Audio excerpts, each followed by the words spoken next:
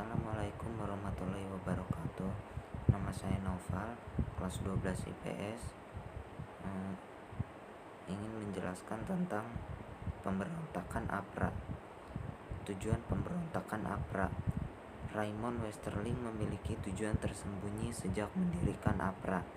Tujuan utamanya dapat mengganggu proses pengakuan kedaulatan Republik Indonesia dari Kerajaan Belanda. Tetapi proses pengakuan ini akhirnya diberikan Belanda kepada pemerintah RIS pada 27 Desember 1949. Letnan Jenderal Bormann van der Vreeden selaku panglima tertinggi dalam tentara Belanda juga turut berupaya menggagalkan pengakuan kedaulatan RI. APRA menyatakan kehadirannya sendiri sebagai bagian dari RIS, sehingga APRA dapat masuk dan menundukkan salah satu negara bagian. Kemudian barulah memecah belah Indonesia yang telah merdeka agar dapat kembali ke tangan jajahan Belanda. Aksi pemberontakan APRA ini ternyata sudah diketahui oleh petinggi militer Belanda. Pemberontakan APRA ini jenis-jenisnya. Ada 1. Hasil konferensi meja bundar. Pemberontakan APRA berawal dari hasil KMB atau konferensi meja bundar dilaksanakan pada 1949 di Den Haag. Salah satu hasil KMB yang menggemparkan yaitu rencana pembubaran Republik Indonesia Serikat. Tujuannya Westerling bekerja sama Sultan Hamid membentuk APRA demi melakukan kudeta terhadap pemerintahan RI. 2. KNIL dan TNI.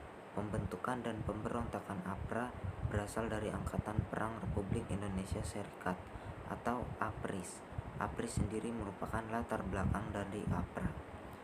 Pasalnya, baik anggota TNI dan KNIL diharuskan untuk bergabung dalam APRIS.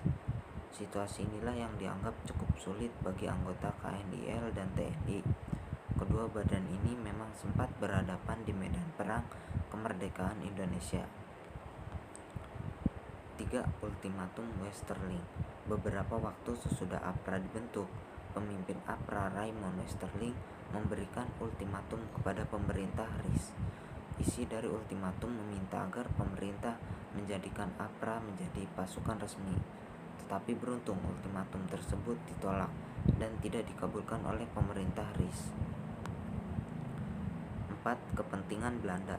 Pemberontakan APRA juga disinyalir karena adanya kepentingan bangsa Belanda yang ingin kembali datang ke Indonesia dengan niat menjajah. Sikap APRA dianggap mempertahankan para serdadu Belanda dalam sistem pemerintahan federal Indonesia. Pemberontakan tersebut memang berhasil terrealisasikan di Jakarta dan Bandung. Pemberontakan di Bandung. Pemberontakan APRA di kota Bandung terjadi pada 23 Januari 1950 ketika pagi hari. Awalnya APRA membuat pergerakan dari sekitar Cililin. Pemimpin yang mengomandoinya ada 2 orang asal Belanda. Van der Meulen dan Van Beken merupakan inspektur polisi Belanda. Serdadu yang menjalankan pemberontakan ini tercatat ada 800 orang. Singkat cerita, lahirlah perundingan Westerling yang mendesak serdadu APRA segera meninggalkan kota Bandung. 6. Pemberontakan di Jakarta. Sultan Hamid II diberikan iming-imingi oleh pasukan APRA.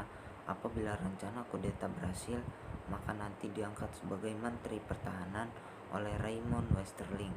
Pemberontakan yang dilakukan APRA pada masa itu tidak berhasil. Adapun yang menggagalkannya adalah pemerintah RIS, rakyat pribumi, dan APRIS. Setelah kegagalan inilah serdadu pemberontak secara perlahan mulai mundur. Sekian dari saya, terima kasih.